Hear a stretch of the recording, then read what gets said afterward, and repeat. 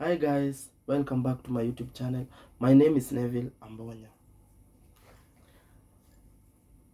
On today's episode, I'm going to talk about why God is silent during your trying moment, during your difficult moment, during your challenging moment, or during this maybe this painful moment that you've encountered. Please remember to subscribe, like, share, and leave a comment down below. I'll start by narrating a short story, and it's a story about two frogs that had fell in a pit.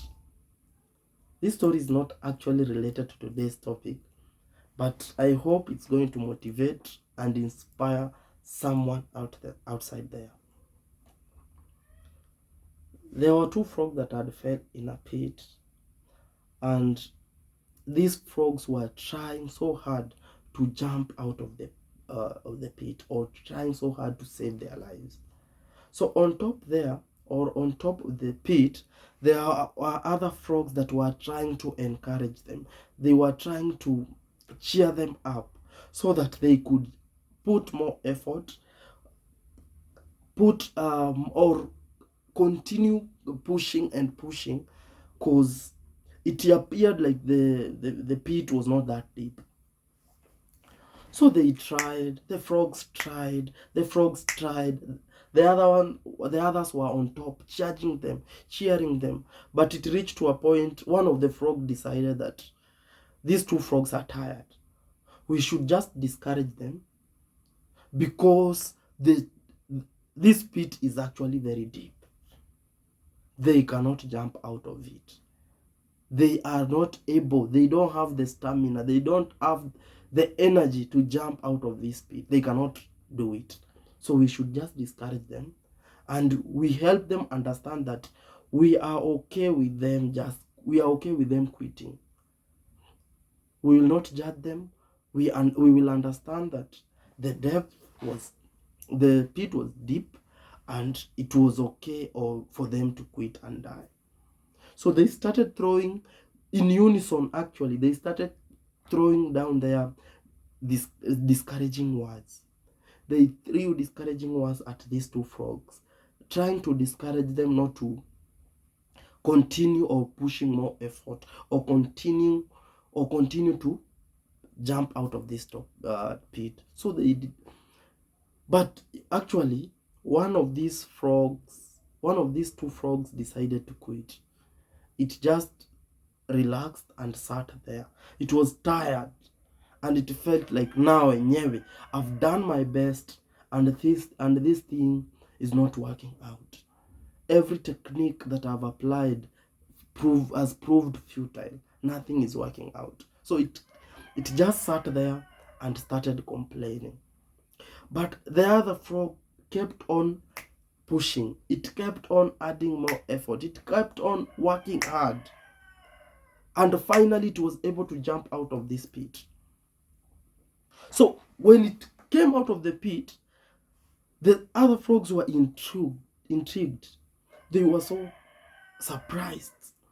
So they gathered around it and tried to console, tried to find out how it was able to push on amid all the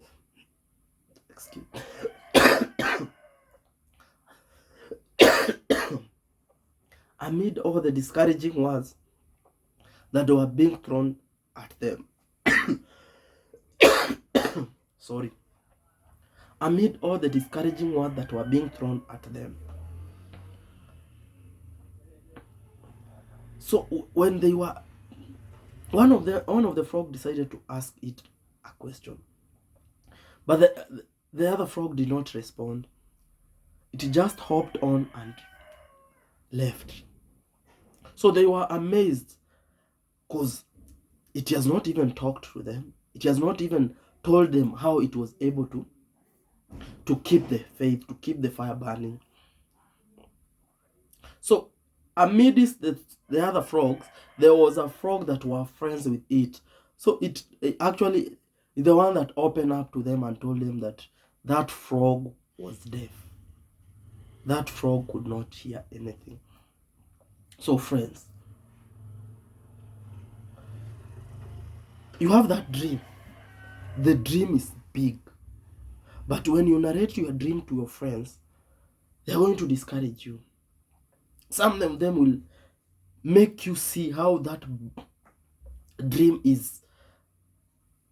dream cannot manifest, how ambiguous it is, that you should just focus on something else because that is impossible. But brother, keep the fire burning. There is hope for your dream. You are the one who holds that dream. You are the one who saw that vision. So you have the capacity, the potential to make that vision manifest. So don't yield to their discouragement. Don't focus to their discouragement. Understand, you only require consistency, perseverance, and commitment to achieve that vision that you saw during your trying moments, when you are going through that difficult moment. Going back to today's topic of why God is normally silent.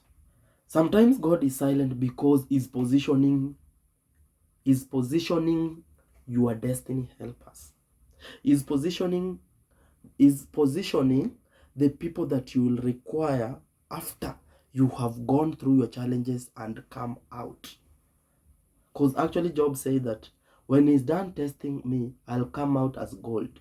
Now the gold, when you've come out, he has positioned the people that you will need. He has positioned the people that you will require. There are some skills that you have gained. So there is an open door that a friend of or someone is holding the key to. So he's going to connect you to that person. Maybe it's a job opportunity. He's going to connect you to your employer. Maybe it's someone that will come help you fly abroad. So during your trying moment, there was some preparation, there were some skills you are gaining that another person will be positioned to help you advance to the other level or to the phase that you require those energy or those skills. So he was positioning them. Take an example of David. When David learned how to play the harp, he was playing it when he was taking care of his father's flock. So he was playing it when he was in the forest.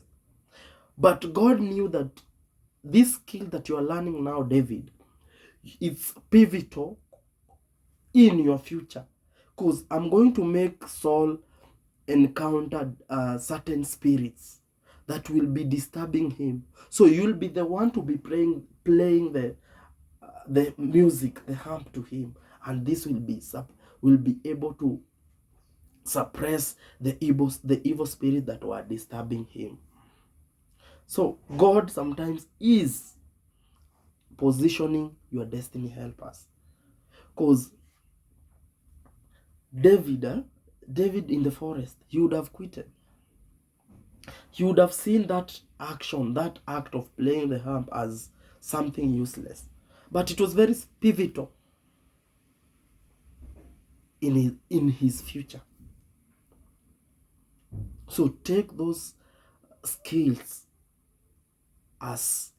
or wisdom that you are gaining, those techniques that you are gaining when you are going through that trying moment, as something pivotal, something important. You will require them in your next or in your future. Number 2 is averting unseen dangers. There are some, when you know, God can make you go through a certain trial. Like sometimes I normally tell people that learn to emulate or derive positive affirmation from different situations in our life. Because you may find yourself losing a kid or losing a job. If it is this kid, God knew that maybe this kid was he had a disease that had drained your finance. And God knew that the disease was not going to go away. The boy or the kid was not about or could not be healed from that disease. And instead of God allowing you to waste your money, he will just avert or will just take away that kid.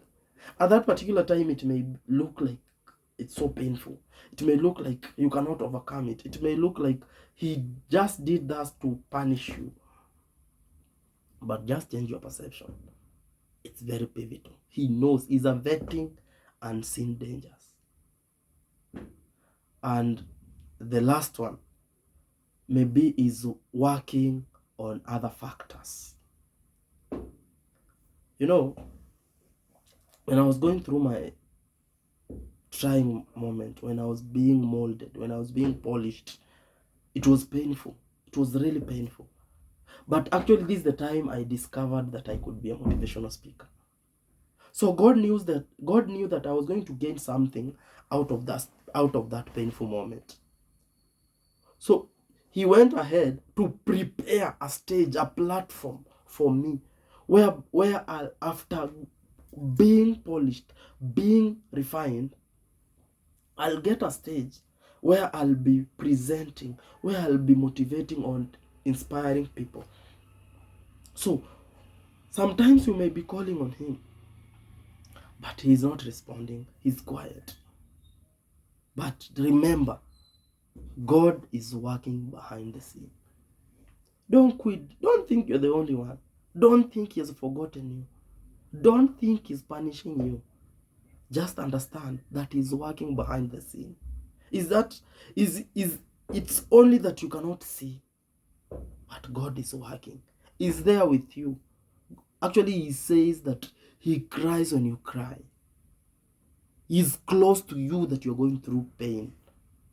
So understand that he's working behind the scene. He has not forgotten you. He's there with you. It's just that he's positioning, averting, and working on other factors that you cannot see at that particular time. So as you focus on your life, as you focus on moving on with your life, I wish you luck. Bye bye.